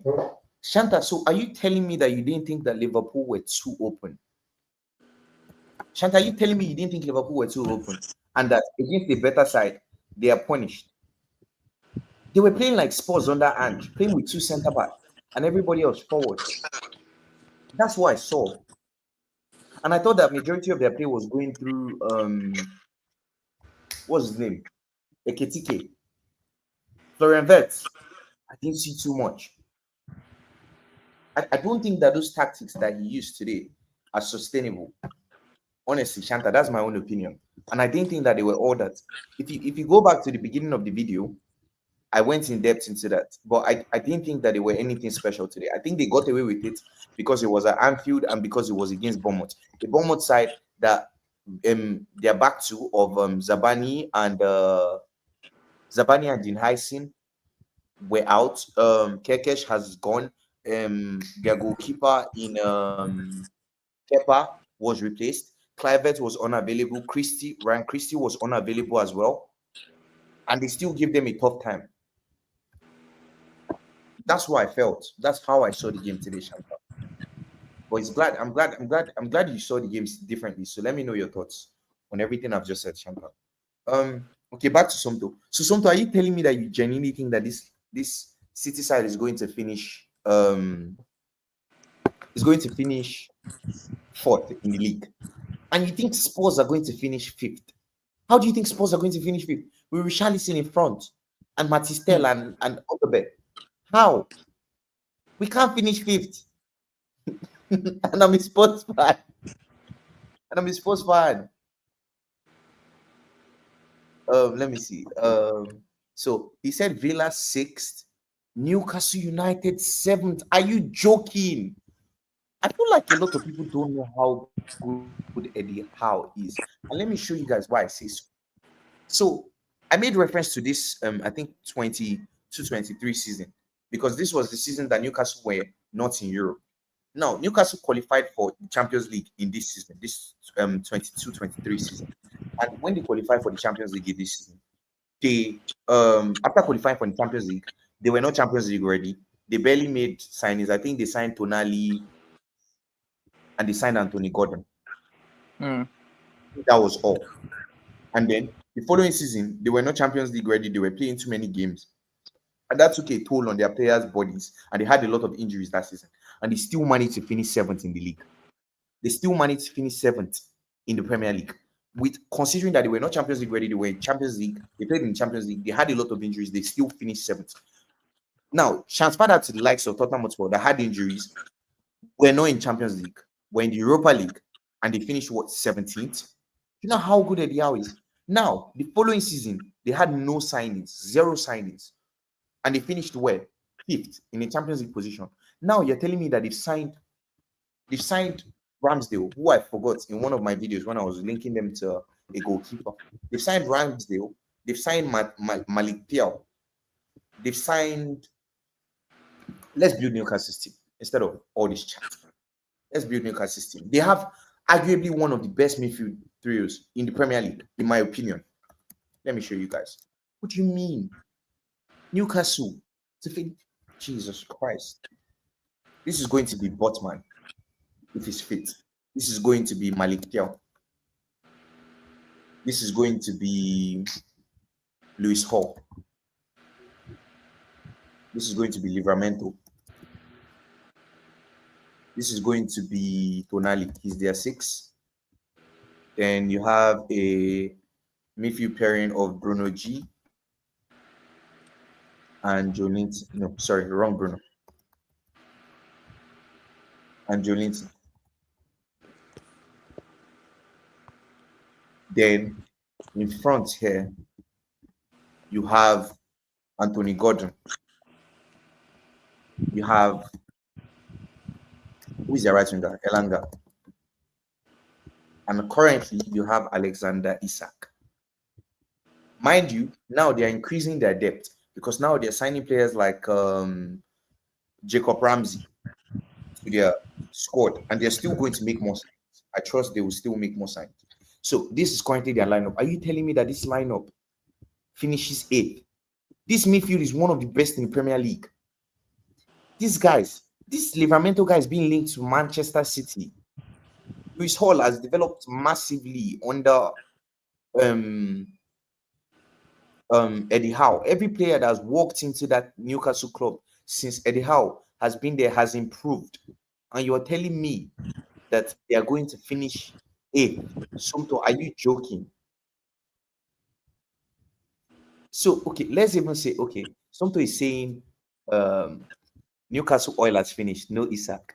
If you replace Isak with Momorodion, Samu, I always struggle to find this guy here. Omorodion. Let me check for check for him. His name is Sam Omorodion. Sam Omorodion. Yeah, yeah, this is him. He has another name. He's Nigerian. No? Name choke. I swear. So if you replace him with Samu. Sorry, Tessim, I'll be logging out soon. All right, no wala. Just let me know when you're going. So you say bye bye to everybody. Yeah. Yeah. So look at this lineup. This lineup still isn't bad. Sorry. This lineup isn't bad. It's not bad. Are you telling me that this lineup finishes 8th? Sometimes are you joking? Yo, that's crazy, yo. Let me see. Pep will overcomplicate things. I don't trust him. This is a manager that has won how many Premier Leagues in the last couple of years, and you're talking about him overcomplicating things. Sometimes are you joking again? Sometimes stop. He has won how many? Let me show you. When the Pep joined Man City, I think 2016. Pep joined Man City. What? 2016. Yeah, I was right. So his first season was the 2017 season, right? Yeah. So 16-17 was his first season. In his first season, he finished 3rd. His second season, he won the league. His 3rd season, he won the league. His 4th season, he finished 2nd. His 5th season, he won the league. 6th season, he won the league. Jesus Christ. 7th season, he won the league. Last season again, won the league. Then 3rd. And now this season. And you're talking about him overcomplicating things. Sometimes is this a joke? Stop now. So yeah, Shanta, I've responded to you. Feel bad for Somto. Yeah, Shanta, Somto is a Man U fan. Saka. Shanta has an agenda against Amrim. Shanta doesn't like Amrim. Definitely. He doesn't believe Amrim is good enough tactically. Tosin, you wanted to say something? No, I'm saying definitely he has an agenda. No, It's he very he actually obvious. he doesn't believe Manchester United signed it. He just doesn't think Amrim is good enough tactically. And I've been trying to tell Mhm. Shanta that I genuinely think that it's the players. It's not Amrim, and I've been saying it. And Shanta and I have been going back and forth on this. He genuinely doesn't think that Manchester United is good enough. I said Manchester United is good enough. Amrim is good enough for Manchester United. Amrim will bring us back to glory. I don't know about glory, but okay, we'll see. We'll Mm. see. But I think you guys will improve. I think you guys will improve. And Manchester United next season could win a cup. Like that is not far fetched. Honestly, I don't think that's far fetched. I think next season, playing one game a week, Manchester United could win a cup. Next comment: Newcastle Oil has finished no sack. Okay, we've gone over this. Okay, this Shanta responding to me. They have always been open. They were tighter. They were just tighter with Robo and Trent back in the days. See, let me tell you, yeah, I saw something that I've never or I haven't seen in quite a while this season or this night. And I saw, let me tell you what that was, Shanta. I saw Konate and Van Dyke running here. And that, and a lot of the time, or a lot of times this season, they were playing a back two. They basically played this. Okay, this was Eketike, this was Hakpo, this was Verts, this was McAllister, this was Zoboslai, and this was Salah. So let's say Salah was this, and this was the back two. This guy was here, Kekesh. Then this was Van Dijk, and this was Konate. This is basically what they played when they were attacking. When the players, his average position was here. When everybody else was here, Frimpong was basically here. But when they were attacking, it was like this. This is what they left at the back. And I'm telling you, Shanta, this thing is not sustainable, in my opinion. I would love to be proved wrong, but I've seen it under Ange Postecoglou. And I know Liverpool have much more firepower than Tottenham Hotspur. They're going to be able to outscore teams. But if you're telling me that you want to win the league, how you win the league, how they won the league last season, how you win the league is by not conceding too much. Goals against 41. Let's check the people that have won the league. Goals against Manchester City, 34. Goals against 33. Goals against 26. That is how you win the league.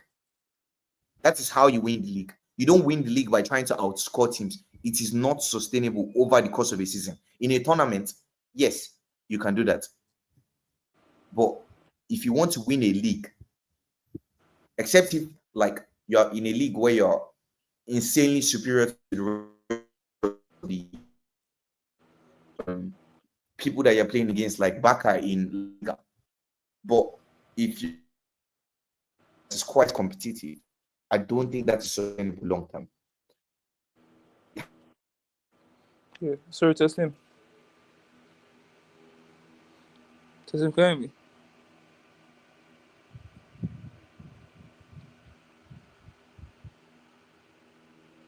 Okay, I think his network has logged him out.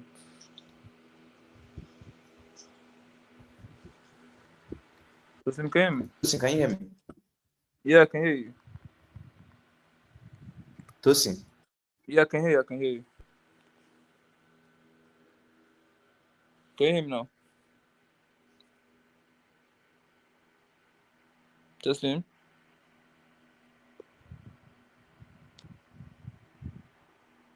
Tosin, can you hear me? Hello? Yeah, I can hear you. Can you hear me? Okay. Okay. I thought it was me. Okay. Yeah, you can hear me now. Yeah, I can hear you now. Yeah. You can hear me now. Yeah, yeah, yeah. Yeah. I was You saying that couldn't I hear me want to before. log out now. I want to log out now. Yeah. All right, no wala. No wala. Take Okay. care, bro. Thank you. Thank you Alright, so now it's much for been coming real. on. Take care, I'll bro. definitely come on again, No, 100%. no wala. No Yeah. wala, bro. Alright, No now. wala. Good night. Good night, bro. So I think something here is acting up. Okay, let me share my screen again.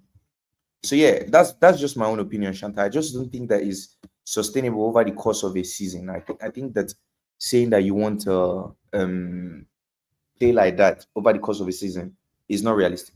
Bro, I bought a Jacob Ramsey shirt. Now the snake is going to a rival team. So, you know, a Manchester United fan. Why are you buying a Jacob Ramsey shirt? What? Why are you buying a Ramsey shirt? And of all players, Jacob Ramsey, when there's Onana, there is Martinez, there is Cash, there is Watkins, there is Leon Bailey, there is who else again? I think Livy bought you the laptop, which is why it's acting cheap. Funny enough, yeah, it's not even my laptop, it's my network. So we're yet to set up our Starlink. So for now, I have to manage what I have. We've ordered it, but then you have to order it with the stand, and then we ordered the Starlink without ordering the stand.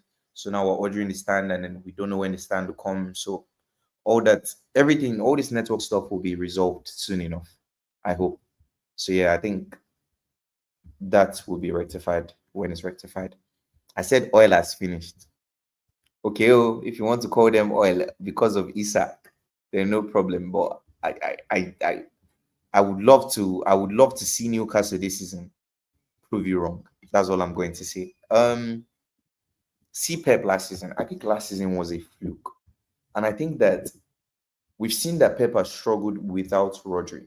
We've seen that. That is not something new. And it makes you like sort of lenient on other teams, because a lot of people always talk about how oh, if you look at Arsenal now, if they lose Saka, they are this. If they lose this, a lot of teams are like that. Like if you lose one player, like there's no team that don't have that one player. Like if you look at PSG now, if they lose Dembus, who was really there?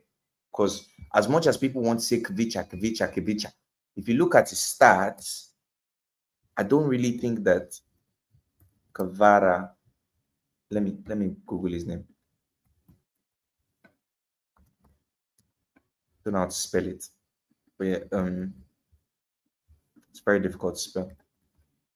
Yeah, if you look at his numbers, Kvicha is not really the most prolific for his ability. Like what you would expect. He's not. Look at him last season. It's just that first season at Napoli, when Napoli won the league, that he was like a house on fire. But if you look at his stats, and let me show you something. If you look at Saka, let me show you Saka in comparison to Kvaratskhelia. Look at Saka. Look at like the levels. The levels are. He's not as prolific as you think. And last season, mind you, Saka was injured, so that's why his stats look like this. Matches played 37. Do you get what I'm saying? So yeah, like I don't know. I just feel like a lot of teams have that one player that if anything happens to that player, they would reduce and they will struggle. And it's like that for most teams. Like that's why I'm willing to excuse Pep. But yeah, hello everybody. If you're new here, please leave a like, please subscribe and turn on post notifications. Welcome to Not London Narratives, guys. But yeah, I'm here every night, 10 p.m. by God's grace. So yeah, I'm taking my channel seriously now. Fighting. But yeah, after that, 4 in a row, his brain is tired, guy. I think he'll soon leave. I think he signed a 2-year contract. What? Where is this from? What the hell? How did they just shove in an ad in my face like that? It's not even allowed. That's crazy. You know what? I know what to do. Wow. That SofaScore are crazy. I will mute it. I'll mute the site. I've muted the site. That scared me. But yeah. What was I saying? After that 4 in a row, his brain started. I think he signed a 2-year contract, and I think that after the 2 years, he's going to leave. I think after the 2 years, he's going to leave. He messed up City's games last season. Pep, bro. I agree that he messed up last season. He did mess up last season, but I just think that last season was a one-off. And I think that if there's one thing that we know about Pep is that if he's the kind of person that he has this how do I call it? He has this kind of I want to prove people wrong mindset. And he went trophy-less last season. I can assure you that that's not going to happen again. Are you mad? Cup. Next season is title charge. Title charge 1.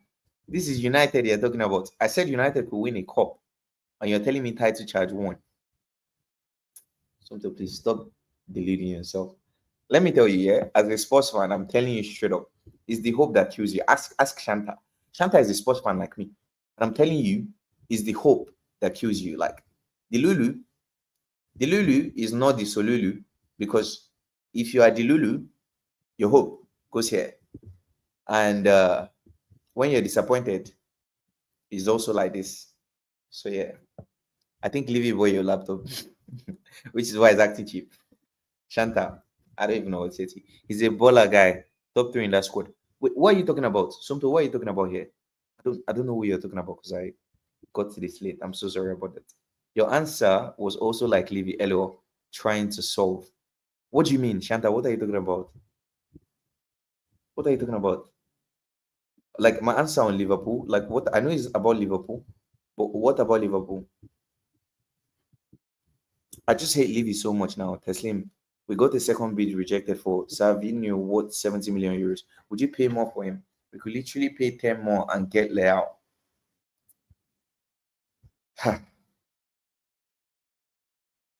God. Whenever I have to talk about Tottenham as well, it's like my body gets chilly. I don't know. Okay, let me read this again. Okay, you were talking about Ramsey, a top 3 baller at Aston Villa.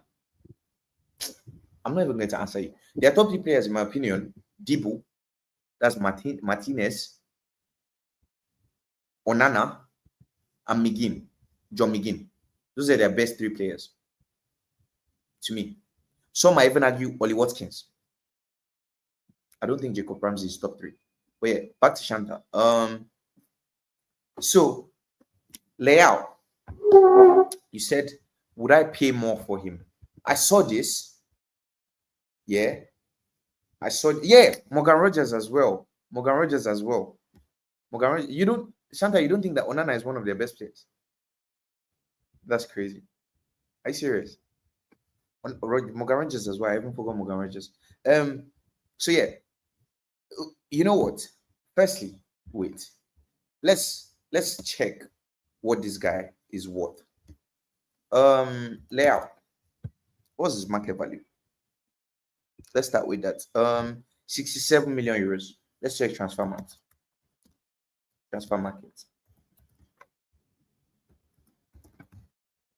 His market value on transfer market is 70 million euros. So 70 million euros to non-naira or pounds is 60 million pounds. 60 million pounds. I don't think we'll get Leao for 60 million pounds. I think we'll get him for like 80 million pounds. Sorry, 70 million pounds. Sorry. And he said 70 million. So 70 million euros. So he said we could add 10 million. So that's 80 million. And that's 60, basically 70 million pounds. And we get Leao. Yeah, I think we get Leao for that. I think, how old is Leao again? I think he's 26. Yeah, he's 26. I think I will take Leao over Savio for that price. I agree with you, Shanta. I don't hate Levy because I'm not, like, there's nothing that Daniel Levy can do that will surprise me. Do you get what I'm saying? And I think that Man City just want to get us back for the whole Hurricane thing. Because honestly speaking, how much did City sign this guy for? Let's check.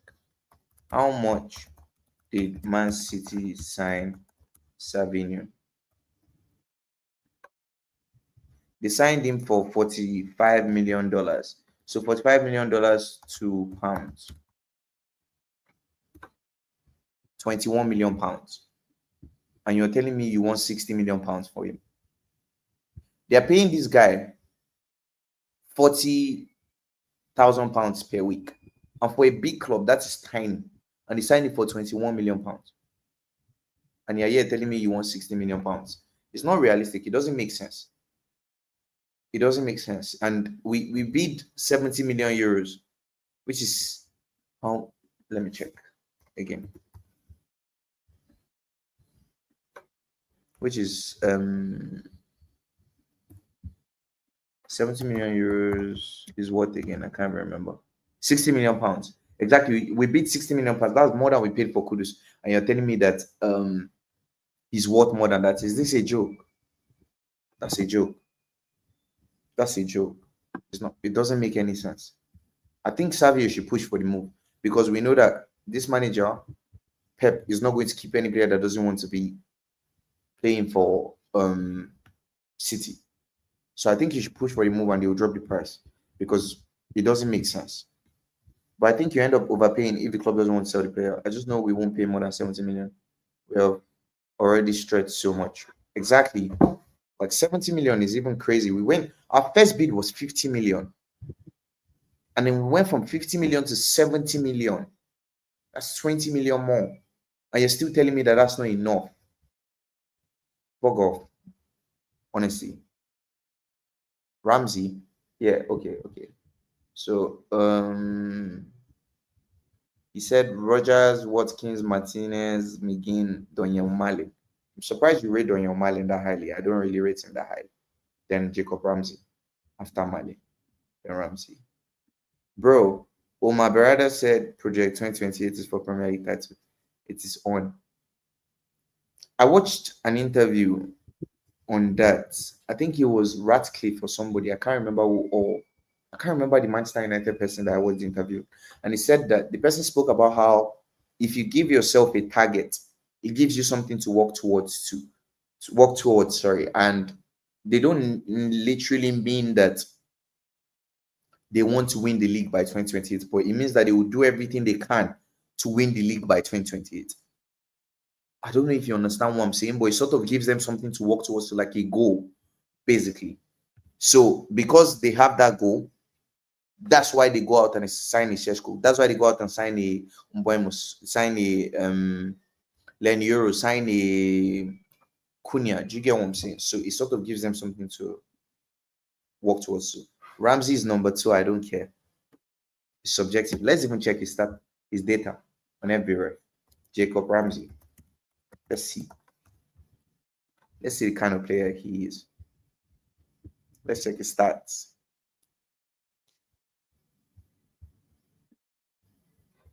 So how I check stats. And he didn't play too much last season, by the way. He didn't play too much last season. So his data is quite underwhelming. You can see a lot of red bars here.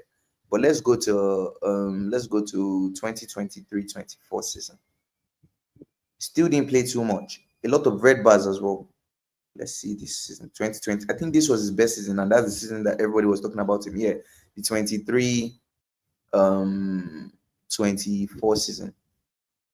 It's nothing special. The only thing that is even special here is defensive stats. If you check his attacking stats, there's nothing really special here. There's nothing really special. And this is compared to attacking midfielders and wingers. But if you compare him to midfielders, like playing as a number 8, then his stats go up. So yeah, let's see. So what's he good at? Goal scoring and assisting. That was 2022-2023. Let's check how many goal contributions he had.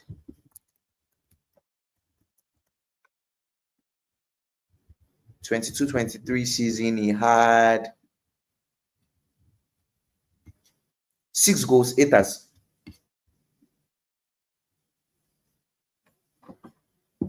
Somto, are you joking? Is this a joke? I'm not even going to waste time on this anymore. If it's 70 million euros, you probably have to pay 80 or 85 plus. Tottenham Hotspur is not going to pay that. I can assure you. We're not paying that. See, that 70 million euros is our final bid. We're not going higher than that. But trust me, he's waiting for Arsenal to turn up for Eze again and City to reject our offer. He needs an excuse to get away cheap. He's an a-hole, man. Honestly, it looks like that's what's going to happen because, like, I'm genuinely worried, and it's very sad because, oh my god. So SofaScore also show you heat maps. I didn't even know this. Thank God. Let's check this guy's heat map because Arsenal have needed somebody in the box. No, not this season. How do I check last season's heat map? I want to check last season. This is this season's heat map. How do I filter it by season? There's still a lot I need to. Okay, previous. No, I don't know. I really don't know how to use this stuff. I don't know, but I'll learn with time. But yeah, I think that's what's going to happen, and it's crazy to see like where we go from here. Honestly, I don't know. Don't know where we go from here because Richarlison, Solanke, Odobe, and Brennan Johnson, Mattel, it's not good enough. It's not good enough, honestly. It's all made up. We're not getting any more. Like any more signings. We're not getting any more signings. Somto, it's not that he hates Levy. Levy has done a number on us as sports fans. Like, honestly, I don't think you understand. Like, he has done a number on us, and I'm not even going to come here and defend him. He has done a number on us, and it's understandable. So yeah, it's we're not getting any more. Like any more signings. Is that what you mean, Shanta? We're not getting any more signings. If we don't get any more signings, Jesus Christ, we're in for one hell of a ride next season. Honestly, well, we are overpaying because Man City do not want to sell him. I just think these guys are trying to rip us off and make as much money as they would spend or as close to as possible that they would spend on a Rodrigo push our limits. So that they just go there. If we sign him for 80 million euros, they just go there, add 20 million euros and sign Rodrigo. They just want to be a-holes because of what we did to them with Harry Kane. That's it, honestly. And the guy wants to leave. Let him go. He's not by force. He doesn't want to play for your club anymore. This one is here shouting 2028. I look forward to it. I look forward to 2028. This year is 2025, 2026 season, 26, 27, 27, 28. So in 3 years' time, I will be there. We'll all be there. He's handsome. Okay. I don't know what to say to you, Santo. I wish you and your Jacob Ramsey well. He has potential. I didn't say he doesn't have potential, but his numbers here are nothing impressive. Let's even check his season average. Season average rating on SofaScore.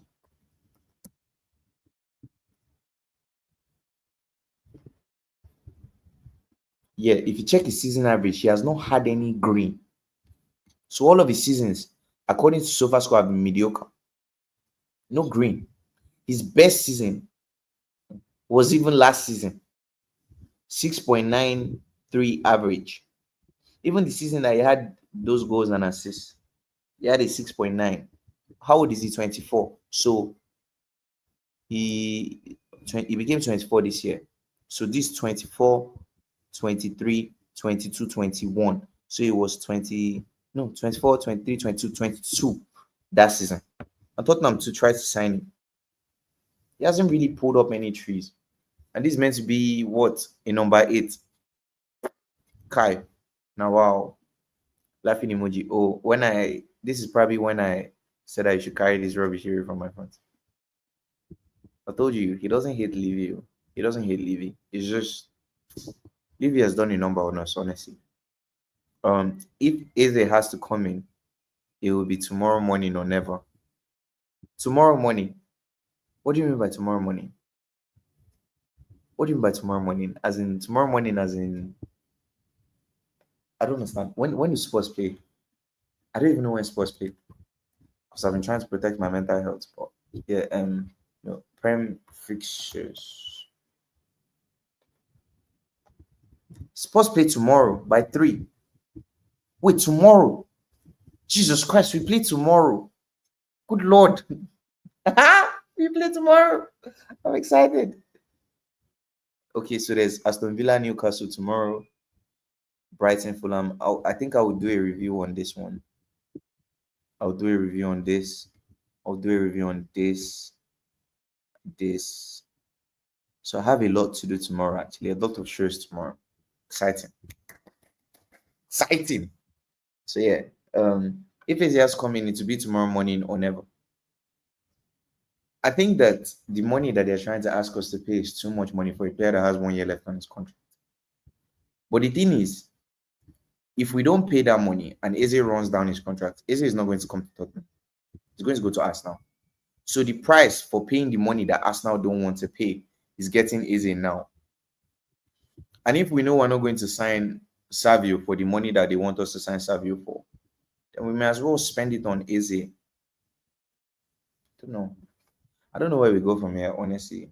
Shanta, I think the best thing is to like focus on other clubs and like see what excites you. Like channel your inner football fan more than your inner sports fan, because I think that will do you the world of good. Because honestly, like that's why like when I was making my channel, I didn't want to make a channel that focused on sports, because I do understand that there's always something to talk about the sports, because there's always something going on. But at the same time, as a sports fan, because of I'm emotionally attached to sports, it would affect my mental health. So I decided to make a channel on the top 9 football clubs. So when I know that there is like no good, there are no good things happening in sports, I'm able to talk about West Ham, I'm able to talk about Newcastle, I'm able to talk about Aston Villa, I'm able to talk about other people and not just sports. So I'm that way I'm able to protect myself. And believe me, as a sports fan, and I'm telling you this, and Shanta, I know you know this because you're a sports fan as well, you need to protect your mental health, because if you're not careful, see this hair, that your beautiful head of hair will start receding if you're not careful. So yeah, like they will stress you, they will take everything back inside. Honestly, I think Eze will happen first, if it's happening at all, because we can match the valuation and we need that profile more than election. Honestly, we have no creativity in this side. I think that both profiles give us creativity. Like that's the thing. But I think that Eze is more like of a guarantee, and because of the fee is more reasonable. Like it seems like something that we can work with there. But with Savio, there is no fee. So it's like whatever we ask for, you have to pay. And that's like, yo, you're not being realistic. You get what I'm saying? So yeah. But I do agree with you that we need, I think we need both positions as important as the other. But I get what you mean. We have Matistella and Odobe to fill in, possibly Brennan, possibly Richarlison. But at Cam, we don't have anybody. Maybe Kudus, Odobe, maybe. But you're really like reaching. Do you get what I'm saying? So Sumto said Sofa School no Sabi. So no Sabi basically means that they don't know ball, for people that are not Nigerian here. So sometimes I'm not even going to respond to you. This is your Jacob Ramsey agenda. I'm not even going to respond to you on that. That's a joke. See, after looking at this year, there's nothing you're telling me. I'm looking at the data on every ref as well. Nothing. I said tomorrow morning because the release clause expires today. Let's see. But we can't leave this squad as is right now. We genuinely can't leave this squad as is right now, because it's not good enough.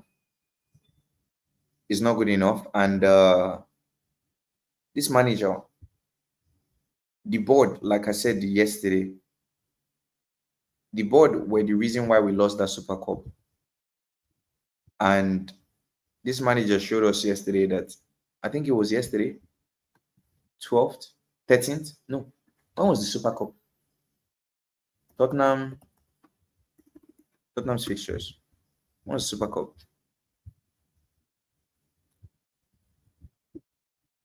13th. So it was 2 days ago now. Wow. Day before yesterday. Wow. So yeah, we lost that Super Cup because of yesterday was yesterday. I can't remember. I did a video yesterday, but I can't remember what I talked about yesterday. Can you imagine?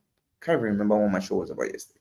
But anyways, I think that in the Super Cup, basically, we saw that we need attackers, not just the 10. We need attackers, and this manager showed us that he's good. He just needs the tools to be able to do the job, and not giving him those tools is going to be a real problem. And we're desperate. We're quite desperate, and City know we're desperate. Everybody knows we're desperate. So either we pay up or we suffer the consequences by signing subpar players again. So yeah, I honestly don't know, and I'm curious to see how this goes. Honestly, I'm curious to see how it goes, and I've not been thinking about it too much. I'm just like I just casually open my phone from time to time, check if there are any updates from Fabrizio or David Ornstein on any of the clubs. On any of the clubs, so let me check. Or on Spurs rather. Nicholas Jackson, he's training with us, but he's not going to be involved. You know the situation already. I hope that Richarlison leaves and Jackson comes in. I'll take Jackson over Richarlison, by the way. But yeah, so that's why I think that we just close our eyes and pay the money because we are desperate, and everybody knows we're desperate. So just pay the money. Honestly, just pay the money. And I'm thinking we're waiting for that 68 million clause to expire and then bid. I think so too. I think so, and I just hope we're able to get him. Honestly, I just think we're able to get him.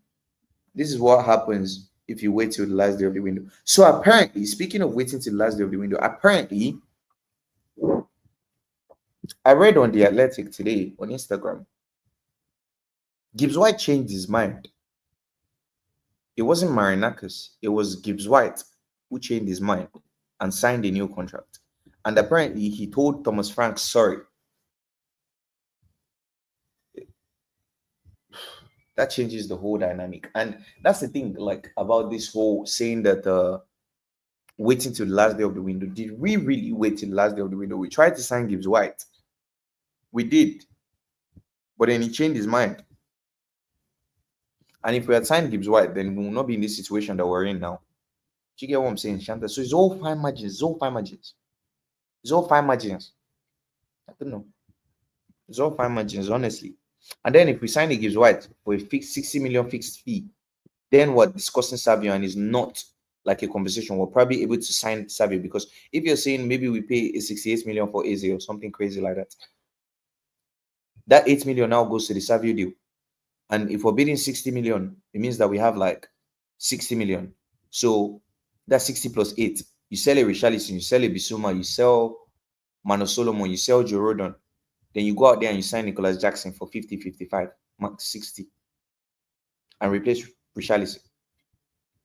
This is what happens if you wait till the last day of the window. I will soon stop my stream. But if you're new here, please leave a like, please subscribe, and turn on post notifications. Everybody here should please leave a like, subscribe, and turn on post notifications. Please and thank you. That's very important. So you know when I go live. But like I said, I will be here every day, 10 p.m. by God's grace. So yeah, sorry, Shanta, let me go over your comment again. This is what happens if you wait till the last day of the window, you overpay, become desperate. If we as fans can't understand that, if we as fans can understand that, I don't know how Levy doesn't. How TF was here an investment bank. Levy is making money. Let me show you something.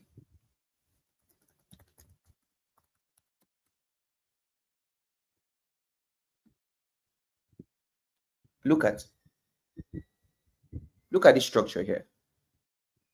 Is the 5-star hotel that Daniel Levy plans to build for Tottenham Hotspur. That's it. And that's our stadium. Underground of our stadium, we have go-kart. We use the stadium for concerts. So believe me, This guy knows how to make money. The problem is when it comes to things like players, football, when you're talking about signing people and all these things, there are too many variables involved. There are injuries, there are this, there are that. There's other people signing better players, other people signing the likes of Erling Haaland, Cherky, and there are so many variables out of your control. But when it comes to things that are in his control, believe me, he knows what he's doing. I'd give him that. He does. But yeah, that's all I have for you guys today.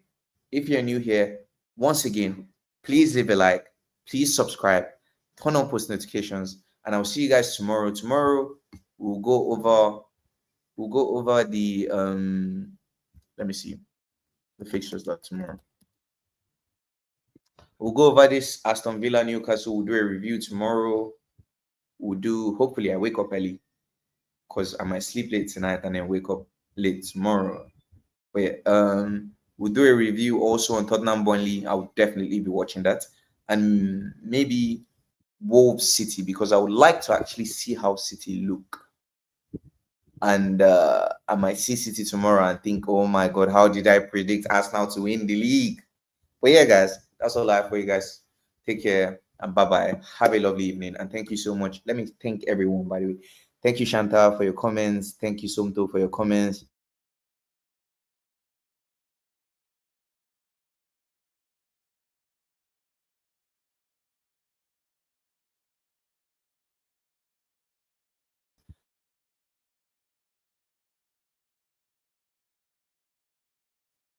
This network issue is real. But yeah, thank you, Somto. Thank you, Somto. Thank you, Shanta. Thank you, Tosin, for coming on. Thank everyone. I think everyone that has been watching the stream. I know some of you didn't leave comments, but I can see you guys are there. Thank you so much for the support. I am genuinely grateful to all of you. And I'll see you guys tomorrow, by God's grace, tomorrow afternoon. Yeah, I'll do a couple streams tomorrow. So yeah, I'll see you guys tomorrow. Take care, guys, and bye-bye. Have a lovely evening or night. Take care, guys. Bye-bye.